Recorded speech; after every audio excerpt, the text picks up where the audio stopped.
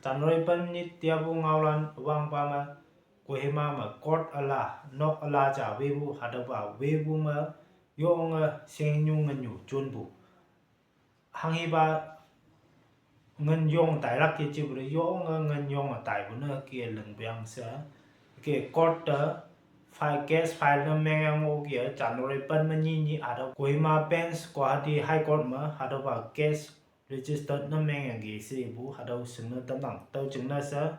hadaba Imphal ngobu hadaba ET branch hadaba branch ka ya hadaba nok webu sinyung anu am kan ding ma bu anu ahi ba chon bu ahi ku bu ahi ha bu hadaba jamlak chung na sa hadaba ET branch ET branch ta ki nyung ta meng gi se bu ka sing na tamang tia bu ngaulan ni su bu ba ma hadau Bombay mangobu Nagaland house hadaba ceiling no lan cha meng ani ba jam wiring leng yang ba hai toi no lan cha meng mu chung na sa hadau nyui chung mangobu pastor hamyan phom me wa hadaba nok yong meng ngo nang sinang siang bang peng pan wok mong da hadaba nok ta nam yin no pu chung na sa to repairing ki bu samalam be yelung pu chung na sa ana mano ching ha bu to yelung chung na sa hadaba nok yong meng ngo nang sinang siang na ka da lưng lê bu lai in ta balan ha kiu lan chung na tau nok yin nang bu ha nok yim mai wa yo ngai yim mai klak sinang tau chung na sa adau Mumbai mangobu nakaka dalan na Nagaland chief minister Nifiru hayang jam no Nagaland adau ba governor imni da ki imana request na menga ki nyan bu ha tau sing na tanang anu pastor hamyan phum ma iwa Nagaland house ICU ngobu ka da cha ki meng kum de ki ngonang sa ibu adawu nginang ya bu ngaulan lum su ba ma hat nga ni thiluku block tu sermon pu nyu jing cha ma wan nga yang nok bli dngoi sa su byang sa ibu adaw sing no tanang adaw wan na hang ka si bu kai ngai bu ye che ga ma adaw wan ngai bu kai ngan ocean tam nan chang ki su bu adaw ba report taman bai adaw ba bai ga ma next coming adaw ba video me phalak sa adaw inam tia bu ngaulan bli su bu ba ma mayang ma adaw Chandan district sermon bu nyu jing cha ma kia central government lengbu adaw ba pilak fencing sa english ngau me nang adaw ba 150 wa 200 meter pang ba da kia wat lem tayang ngoyang ki se yang ki ani ba jam no December 2 adaw ba muang 2025 December 2 ni o kia adaw chan pilak kia nyang yang wat meng yang lem tayang ngoyang ki se bu adaw sing na tanang tia bu ngaulan nga su bu pa ma Madhya Pradesh sermon bu nyu jing cha ma Assam jing adaw postgraduate students of economic adaw economic subject ibu naw se da kia yong meng nang au chat au li sa adaw ba nyu jing mo bu la na iwan da Assam mo boi se u da Assam mo bu nang ma na adaw nyu da li lak jing na pai byang se ai ma ne yong meng sa chang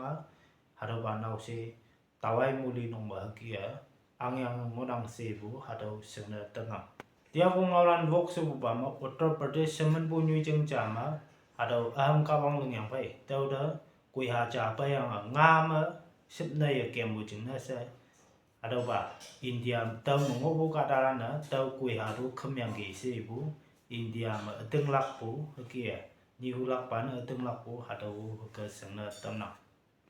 tia bu ngaulan ni chu bu ba ma Balochistan adaw Pakistan na bu adaw nyu jing cha ngonang Emanu Independent yu bu adaw ba ka mak cha ngonang Balochistan sermon bu adaw ba ngobu adaw phaulan na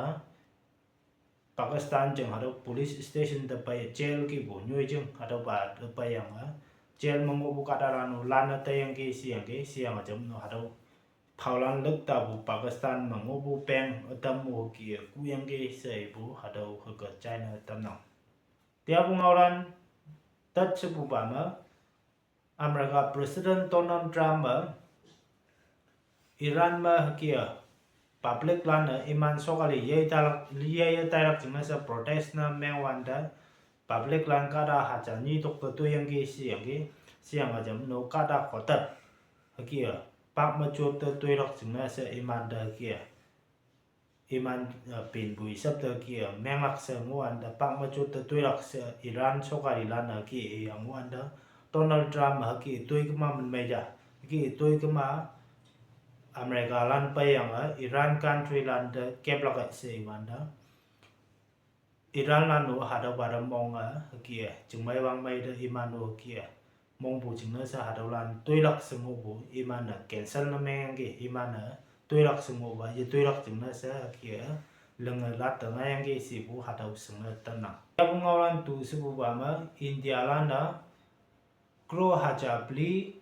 khonga ha ki Iran se man po country ma ki investment meng yang na hada ba ngan ban yang na hada wa hang ma ban bu si ma hada wa yang len hat yang len lak cheng ane ba jam hada ba ma